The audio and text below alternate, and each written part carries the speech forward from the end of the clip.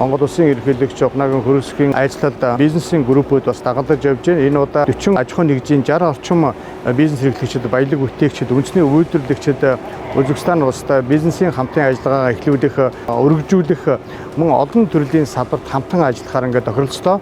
За үүнтэй холбогдуулаад хонь ямаа өхрийн махыг хөлдөөгээр нь Узбекистан улс руу гаргадаг байсан бол бүтэн боловсруулсан бүтээгдэхүүнүүдийг экспортлох тийм боломжийг бас нээж өгч байна. Энэтэй холбогдуулаад мөн хоёр улс хоорондын хүнсүдээ аж ахуй хөнгөн үйлдвэрийн хамтын ажиллагааг өргөжүүлэх чиглэлээр ажлын хэсэг байгуулагдж байна. Мөн худалдааны зөвлөл байгуулагдлаа. Бизнесийн үйл ажиллагааг нь бодлогын түвшинд дэмжиж богино хугацаанд худалдааны эргэлтийг 10-аас 20 дахин нэмэгдүүлэх тал дээр боломжуудыг олгохоор тохиролцлоо. За мөн хоёр улсын шадар сайдын хамтарсан ажлын хэсэг гарч ажиллаж эхэлж байна. Элчин сайдын яам албан ёсоор нээлттэй хийлээ. Мал эмнэлгийн худалдаа борлуулалтын чиг цаас бас батлагдж байна. Энэ нь одоо гадаад худалдаа тухайлбал малын гаралтай худалдааг одоо албан ёсоор хийж эхэлнэ гэсэн үг. Монгол Улсын ерөнхийлөгчийн өндөр хэмжээний ажилтнууд болон түүний бүрэлдэхүүн багтаж яваа бизнес эрхлэгчид маань өнөөдөр ганцхан дүүрэн эх орондоо буцаж байна.